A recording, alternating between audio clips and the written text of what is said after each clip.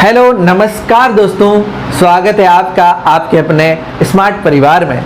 दोस्तों, अपनी मंजिल को भुलाकर जिया तो क्या जिया, अपनी मंजिल को भुलाकर जिया तो क्या जिया, है दम तुझ में तो उसे पाकर दिखा, है दम तुझ में तो उसे पाकर दिखा, और लिख दे खून से अपनी कामयाबी की कहानी, और लिख दे खून से अपनी कामयाबी की कहानी, और बोल दे उस किस्मत को अगर है औकात तो रोक कर दिखा, और बोल दे उस किस्मत को अगर है औकात तो रोक कर दिखा। दोस्तों, आपकी कामयाबी आपकी कोई किस्मत नहीं रोक सकती। जो आपने ठाना है उसको पाकर दिखाना है। दोस्तों, आप मेहनत करिए, आपकी कामयाबी आराम से आपको मिलेगी। दोस्तों, आज अपन दूसरा चैप्टर पढ़ रहे थे, कल हमने थोड़ा डिस्कस किया था, आज अपन और डिस्कस करेंगे। काफ़ी सारी चीज़ें अपन बनने वाले हैं। उम्मीद करता हूं कि दोस्तों आज आप अपने घर पर स्वस्थ मस्त होंगे और अच्छे से पढ़ाई कर रहे होंगे। चलिए दोस्तों, आपकी पढ़ाई को और मजबूत बनाने के लिए मैं आपके सामने इस दूसरे चैप्टर को अच्छे से प्रेजेंट करने के लिए तैयार हूँ। चलिए बात करते हैं अपन मानव तंत्र के बारे में। देखा था अपने, देखिए मानव तंत्र जो हम कल डिस्कस कर रहे थे कि मानव जो तंत्र होता है वो किस तरह से मानव तंत्र का निर्माण होता है और किस किस तरह के अपने शरीर में तंत्र काम करते हैं जिससे हमारे शरीर का निर्माण होता है। इस तरह से चलिए आज अपन बात करने वाले हैं एक इम्पोर्टेंट तंत्र, पाचन तंत्र की। क्या मेरे दोस्तों, देखिए पाचन तंत्र क्या होता है इसके बारे में अपन डिस्कस करते हैं। सबसे पहले अपन को देखना है कि पाचन क्या होता है। क्या मेरे दोस्तों, पाचन क्या होता है? देखिए अपन जब अपना शरीर है अपन काम करते हैं तो अपन को चाहिए होती है ऊर्जा। क्या मेरे दोस्तों, ऊर्जा चाहिए होती है, और ऊर्जा के लिए अपन क्या करते हैं, भोजन ग्रहण करते हैं। ऊर्जा के लिए क्या करते हैं अपन, भोजन ग्रहण करते हैं। और दोस्तों, भोजन ग्रहण करते हैं तो भोजन के अंदर कई घटक पाए जाते हैं। क्या पाए जाते हैं, कई घटक पाए जाते हैं। अपने पहले से चैप्टर में डिस्कस किया था कई घटक, जैसे कार्बोहाइड्रेट,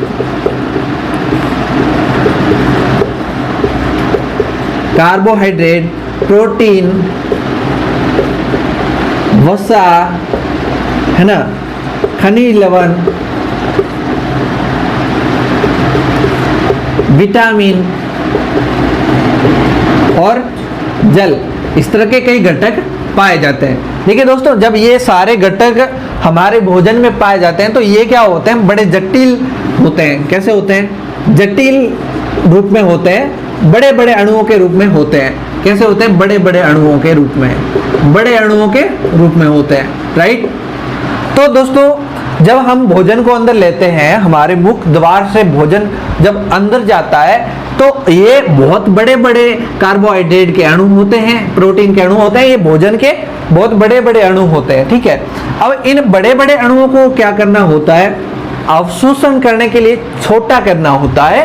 तो इन बड़े बड़े या जटिल अणुओं को सरल अणुओं में, कैसे मेरे दोस्तों, सरल अणुओं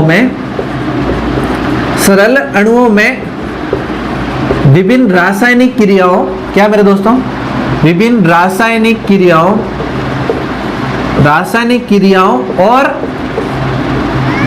और विभिन्न एंजाइम के द्वारा कन्वर्ट किया जाता है। क्या मेरे दोस्तों, एक बात को समझिए कि जब हम भोजन को ग्रहण करते हैं तो हमारे भोजन के अंदर ये कई सारे भोजन के घटक शामिल होते हैं, और ये क्या होते हैं, बड़े बड़े अणुओं के रूप में होते हैं, या यूं कहें कि ये जटिल रूप में होते हैं। अब देखिए दोस्तों, जब ये जटिल रूप में होते हैं तो इसको रासायनिक क्रियाओं से या फिर एंजाइम के द्वारा इनको किसमें, सरल अणुओं में कन्वर्ट किया जाता है। क्या किया जाता है, सरल अणुओं में कन्वर्ट किया जाता है। क्यों किया जाता है, क्योंकि बड़े बड़े अणुओं का हम पाचन नहीं कर सकते, इसलिए इन छोटे अणुओं में जो बड़े बड़े अणु होते हैं उनको डायरेक्ट तो हमारा शरीर ऊर्जा में नहीं ले सकता ना, ऊर्जा के रूप में यूज नहीं कर सकता, या फिर उसका अवशोषण नहीं कर सकता। इसके लिए इन बड़े बड़े अणुओं को क्या करना होता है, छोटे छोटे टुकड़ों में विभाजित करना होता है। तो इन छोटे छोटे टुकड़ों में या छोटे छोटे अणुओं में विभाजित किया जाता है, किसके द्वारा, रासायनिक अभिक्रियाओं के द्वारा, या फिर और उसके साथ में एंजाइम के द्वारा। जब ये छोटे छोटे टुकड़ों में ये विभाजित किया जाता है तो इस क्रिया को अपन कहते हैं पाचन। क्या कहते हैं मेरे दोस्तों, पाचन कहते हैं। इस क्रिया को क्या कहते हैं, पाचन। देखिए क्या होता है, अब अपन बात करते हैं कि ये होता कैसे। चलिए देखिए, सबसे पहले जैसे क्या होता है कि हम लोग भोजन को ग्रहण करते हैं, भोजन को ग्रहण करते हैं मुख द्वार से, मुख द्वार से हम भोजन को ग्रहण करते हैं और ये हमारे शरीर के अंदर विभिन्न अंग और ग्रंथियां, देखिए हमने कल अंगों के बारे में पढ़ा था, और ये विभिन्न अंग और ग्रंथियां मिलकर के इस भोजन का अवशोषण करती है। भोजन का क्या करती है? अवशोषण करती है या पाचन करती है, पाचन प्लस अवशोषण करती है। और उसके बाद अवशोषण करते हुए ये मल द्वार से, किससे? मल द्वार से भोजन को जो अपशिष्ट होता है उसको बाहर निकाल दिया जाता है। तो ये मुख द्वार से यहाँ तक जो ये सिस्टम, जो पूरा जो क्रिया होती है, जो काम होता है, वो कौन करता है? पाचन तंत्र करता है। कौन करता है मेरे दोस्तों? पाचन तंत्र। आई बात समझ कि क्या जो हम जटिल पदार्थ लेते हैं, जो जटिल अणु लेते हैं, जैसे भोजन के जो घटक होते हैं वो जटिल रूप में होते हैं, उन जटिल अणुओं को हम क्या करते हैं? सरल अणुओं में कन्वर्ट करते हैं, उसको हम कहते हैं पाचन। और इस पाचन में बहुत सारे मुख द्वार से लगा करके मल द्वार तक विभिन्न अंग और ग्रंथियां काम करती है। उन सबको मिला करके इस पाचन तंत्र का क्या होता है? निर्माण होता है। आई बात समझ में? देखिए दोस्तों, ये जो हमारे भोजन के पाचन में जो विभिन्न अंग और विभिन्न ग्रंथियां काम करती है उसके बारे में अपन डिस्कस करते हैं। सबसे पहले अपन देखते हैं कौन कौन से अंग काम करते हैं। देखिए स्टेप वाइज बात करते हैं। सबसे पहले हमारा क्या आता है? मुख आता है। क्या आता है? मुख, है ना। जो मुख होता है, सबसे पहले भोजन उसी मुख से हम अंदर लेते हैं, ठीक है ना। उसके बाद आती है ग्रसनी। क्या आती है? ग्रसनी। देखिए अपन एक क्रम वाइज चलने वाला है कि भोजन कहाँ से कहाँ जा रहा है, उसके बारे में सीधे सीधे डिस्कस करते हैं। पहले अपन देखते हैं कि कौन कौन से अंग काम करते हैं। चलिए समझ आया कि पहले मुख से हम भोजन को अंदर लेते हैं, उसके बाद आती है ग्रसनी। क्या आती है? ग्रसनी। ग्रसनी से भोजन जाता है ग्रास नली के अंदर। किसके अंदर जाता है मेरे दोस्त? ग्रास नली के। आई बात समझ आए? मुख, फिर ग्रसनी, फिर आती है ग्रास नली, ठीक है ना। ग्रास नली से भोजन जाता है आमाशय के अंदर। किसमें जाता है मेरे दोस्त? आमाशय के अंदर, ठीक है ना। आमाशय किससे भोजन कहा जाता है? छोटी आंत के अंदर। छोटी आंत के अंदर, ठीक है ना। छोटी आंत से भोजन कहाँ जाएगा?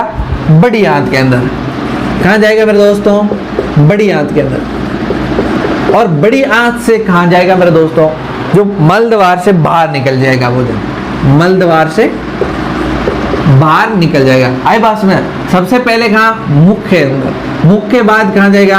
ग्रसनी के अंदर। ग्रसनी से ग्रासनास, ग्रास नली होती है उसके अंदर। उसके बाद आमाशय में, उसके बाद छोटी आंत में, उसके बाद बड़ी आंत में, उसके बाद मल द्वार से बाहर चला जाएगा। देखिए दोस्तों, भोजन का पाचन मुख से ही स्टार्ट हो जाता है और धीरे धीरे ग्रास नली, ग्रसनी, ग्रास नली, आमाशय, छोटी आंत, बड़ी आंत और मल द्वार या बड़ी आंत तक इसमें भोजन का पाचन होता है। उसके बाद जो अपशिष्ट होता है उसको मल द्वार से बाहर निकाल देते हैं, ठीक है ना।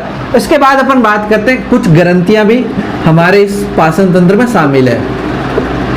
देखिए ग्रंथियां कौन कौन सी है? सबसे पहली बात करते हैं लार ग्रंथियां। कौन सी? लार ग्रंथियां, ठीक है ना। दूसरी आती है यकृत।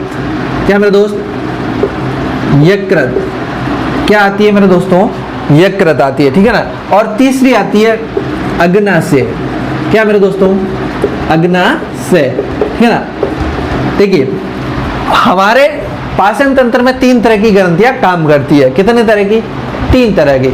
सबसे पहली लार ग्रंथियां, दूसरी बात करें यकृत ग्रंथि और तीसरी बात करें अग्नाशय ग्रंथि।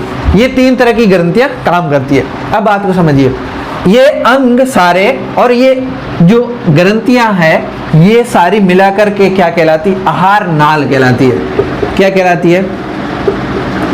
आहार नाल, या फिर इसको पोषण नाल भी कहते हैं। क्या कहते हैं? पोषण नाल। आई बात समझ में कि यहाँ ये सारे अंग और ये सारी ग्रंथियां मिलकर के क्या किसका निर्माण करती है? आहार नाल का निर्माण करती है। दोस्तों अपन बात कर रहे हैं आहार नाल की, किसकी? आहार नाल, या फिर इसको क्या कहते हैं? पोषण नाल, है ना। देखिए ये कितनी होती है? 8 से 10 मीटर तो होती है लंबी। कितनी होती है? 8 से 10 मीटर लंबी होती है। अब बात करते हैं इसके कार्य क्या है। देखिए कार्य, सबसे पहला तो कार्य जटिल अणुओं को सरल अणुओं में कन्वर्ट करना। भोजन के जो जटिल अणु होते हैं उसको क्या करना? सरल अणुओं में कन्वर्ट करना। पहला काम ये, सरल अणुओं में कन्वर्ट करना। दूसरा काम आपसे पूछे, देखिए पहला काम तो ये क्या करते हैं, ये जो जटिल अणु होते हैं, जो भोजन अपन ग्रहण करते हैं उसके जो जटिल अणु होते हैं उसको क्या करता है? सरल अणुओं में कन्वर्ट करता है। उसके बाद ये क्या करता है, जो कन्वर्ट हो जाता है उसके बाद इनका अवशोषण करता है। क्या करता है मेरे दोस्त? अवशोषण, है ना। उसके अलावा ये क्या करता है? भोजन को गति देता है और मुख से लगा करके मल द्वार तक इसको गति देता है। मुख से मल द्वार तक गति देता है। द्वार तक क्या करता है? गति प्रदान करता है ना। कि भोजन होता है वो मुख से अपन ग्रहण करते हैं और उसके बाद ये मल द्वार तक इसको गति प्रदान करता है, या फिर इस मल द्वार तक ये इसको पहुंचाता है ना। चलिए नेक्स्ट अपन बात करते हैं। देखिए इसमें क्या होता है, विभिन्न तरह के जो ग्रंथियां होती है वो विभिन्न तरह के एंजाइम का निर्माण करती है, एंजाइम का स्त्रावण करती है और एंजाइम्स वगैरह मिलकर के रासायनिक क्रियाओं के द्वारा भोजन का पाचन कर लिया जाता है। क्या कर दिया जाता है? भोजन का पाचन, यानी कि भोजन को सरल अणुओं में कन्वर्ट किया जाता है। उसके बाद इसका अवशोषण कर दिया जाता है। उसके बाद क्या कर दिया जाता है? अवशोषण कर दिया जाता है। और उसके बाद जो अवशोषण नहीं होता है, जो काम का भोजन नहीं होता है, जो अपशिष्ट होता है, वो मलद्वार से बाहर निकाल दिया जाता है। वो क्या किया जाता है? मलद्वार से बाहर निकाल दिया जाता है। इन सारी गतिविधियों को जो एक नियंत्रित करती है सवर्णी पेशियां। सवर्णी पेशियां ये इन सारी गतियों को क्या करती है? नियंत्रित करती है। क्या करती है मेरे दोस्तों? नियंत्रित करती है। आई बात समझ में? इन सारी गतिविधियों को कौन नियंत्रित करती है? ये पाचक रस होते हैं, कितना स्त्रावण करना है, कितना एंजाइम का स्त्रावण करना है, या फिर ये सारा पाचन का ये जो नियंत्रण करती है वो कौन करती है? सवर्णी पेशियां। कौन करती है मेरे दोस्तों? सवर्णी पेशियां, है ना।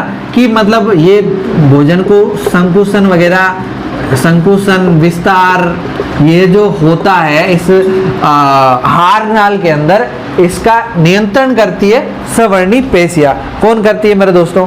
सवर्णी पेशियां, ठीक है ना। इसके बाद इस तरह से भोजन का पाचन होता है। इसमें विभिन्न अंग और विभिन्न जो ग्रंथियां हैं इनके क्या काम है, इसके अलावा कौन कौन से पाचक एंजाइम होते हैं वो काम करते हैं, उसके बारे में अपन कल डिस्कस करेंगे। चलिए दोस्तों, आप हमसे जुड़े रहें, यूं ही आपका प्यार और स्नेह बना रहे। Thank you very much.